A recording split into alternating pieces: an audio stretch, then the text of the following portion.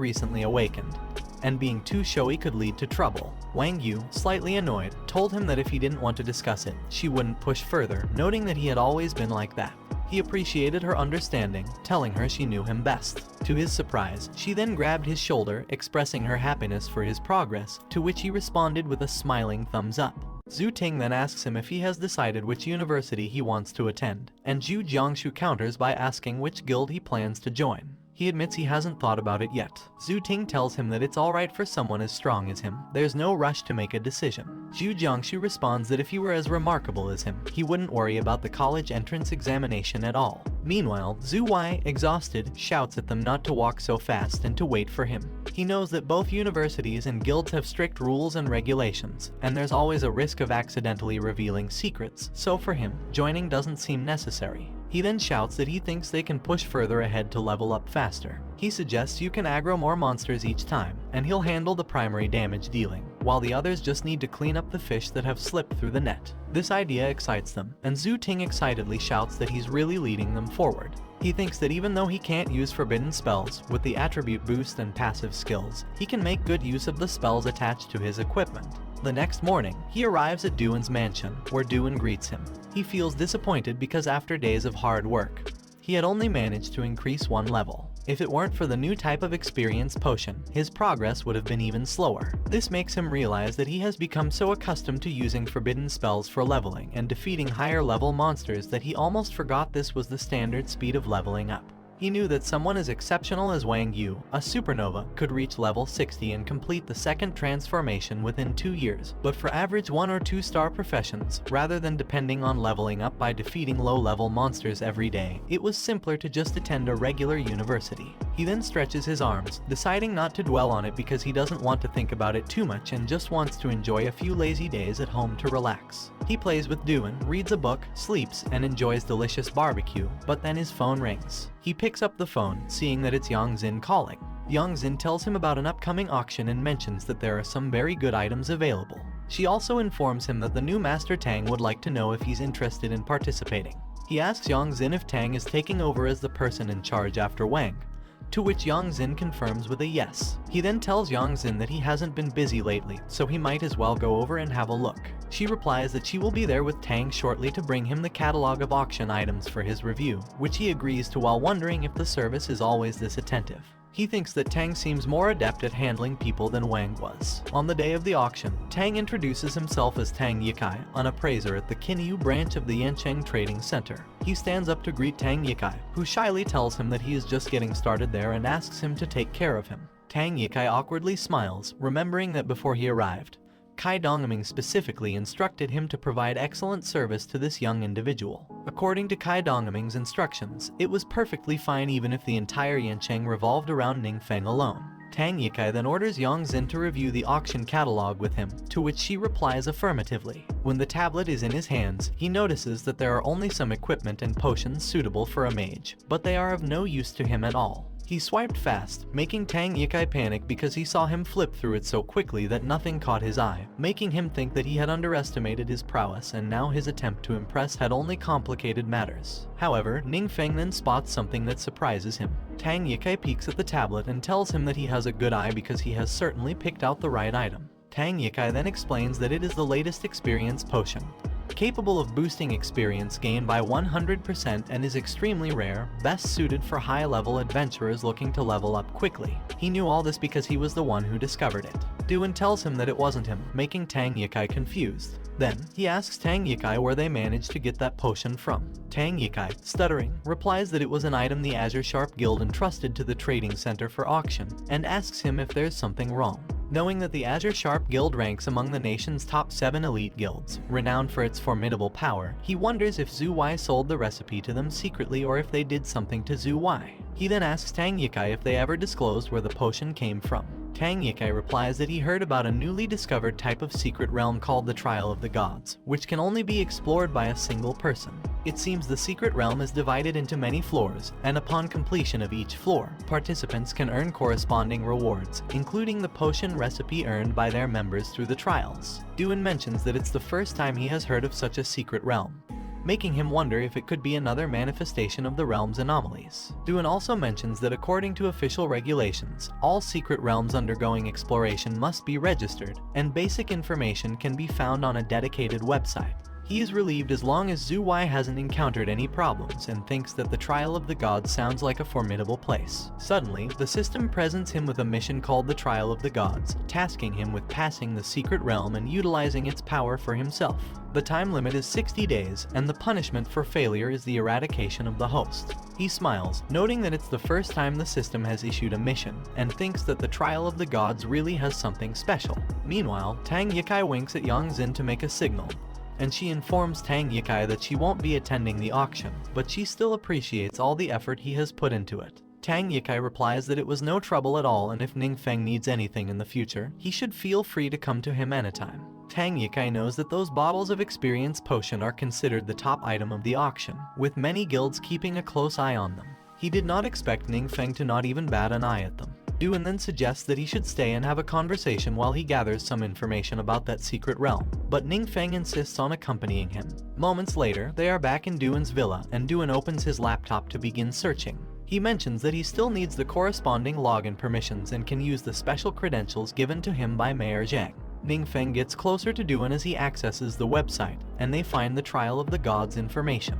Duan reveals that the registration rights of the Azure Sharp Guild are exclusive, meaning the officials or authorities allow them to manage independently, so without the permission of the Azure Sharp Guild, outsiders are not allowed to enter. He knows that the exclusive secret realms of major guilds are typically managed this way. However, with the threat of eradication for failing an assigned mission, he realizes he needs to think of other ways to approach this. A moment later, at the location of the Trial Secret Realm, he opens a portal and sees guards on duty, which surprises him given the late hour. The Azure Sharp Guild had published extensive information about the Trial Secret Realm on their own forum to attract more powerful individuals to join, which has certainly broadened his understanding. If he enters directly using his skills, they shouldn't be able to detect him.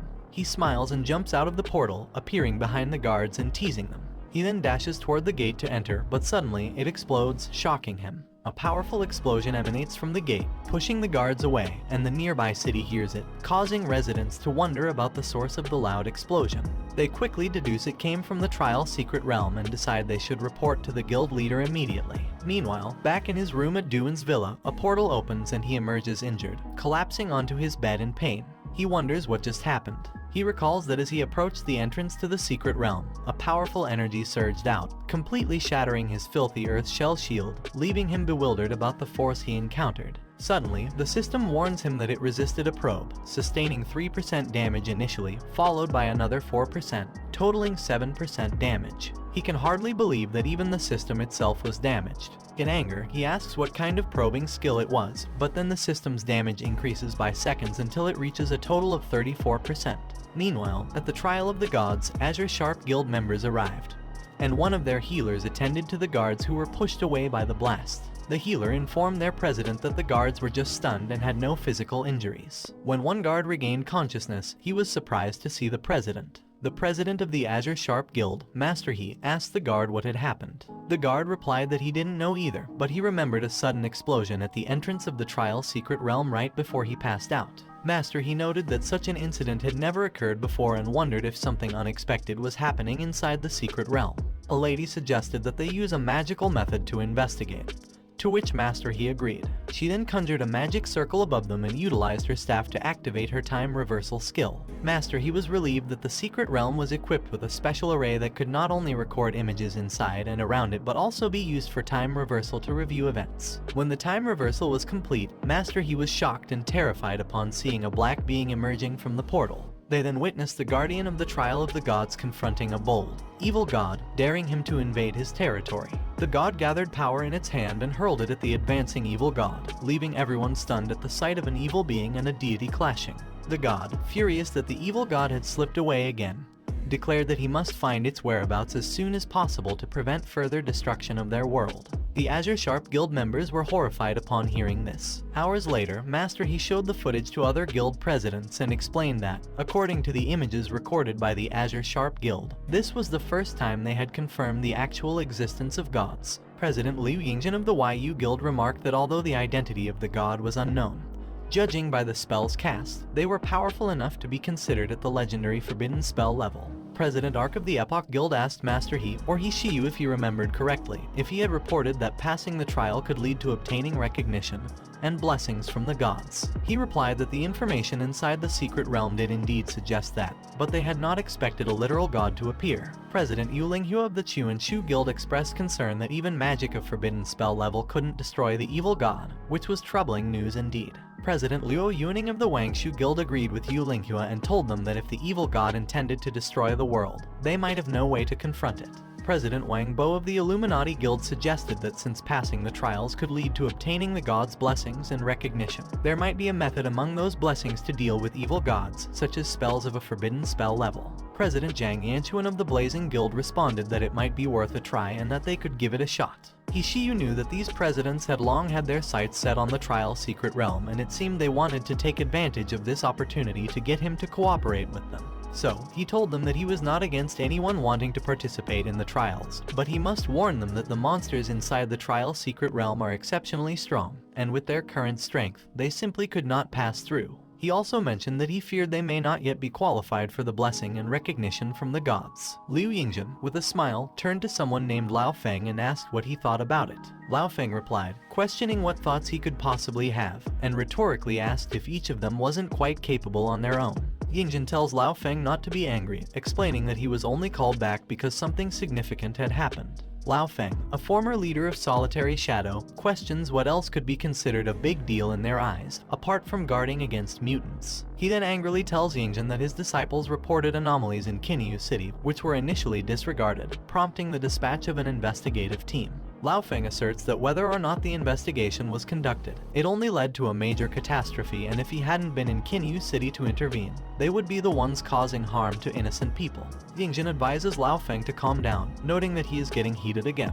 Yuning recalls hearing that their senior, Lao Feng, had applied for retirement because the toll of using the power of darkness was becoming increasingly severe. She hadn't expected to see him there again. Yingjin then suggests to Lao Feng that he could ask his disciple to show the footage to the mysterious powerhouse in Kinyu City, speculating that with the powerhouse's abilities, they might uncover something significant. Lao Feng angrily questions if Yingjin is really thinking about his disciple at such a time. However, when Yingjin mentions he has 2 boxes of excellent wine to send over and that his disciple's commendation for military achievements is about to be approved, Lao Feng is taken aback and gradually calms down. The fire on his head dissipates, revealing his human form, and he agrees with Yingjin. Meanwhile, in Duan's villa, Ningfeng is in his room, fixated on the system.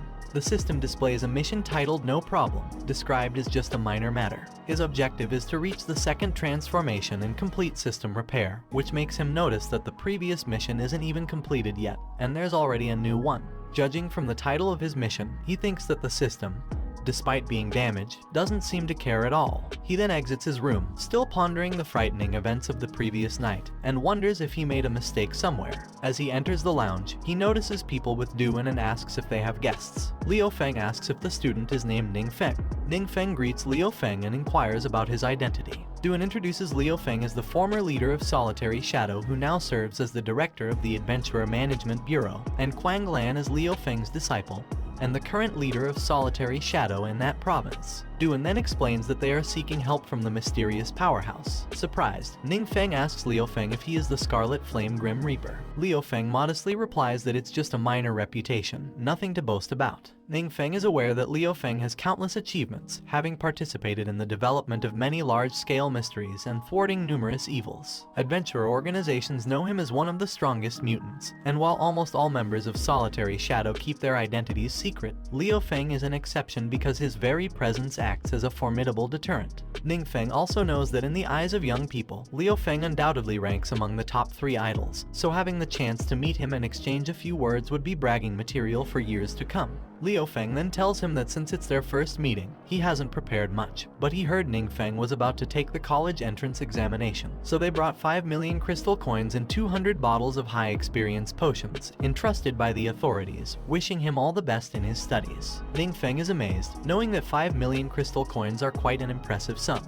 He then asks them the reason for their visit. Quang Lan opens a video, explaining that she mainly wishes to garner the mysterious powerhouse's opinion on a video clip, and that now was a good time. Quanglan shows him the footage from the incident last night, and Ningfeng is horrified when he realizes that he is the evil god the deity was speaking about. Ningfeng wants to assert that he is just an ordinary high school student.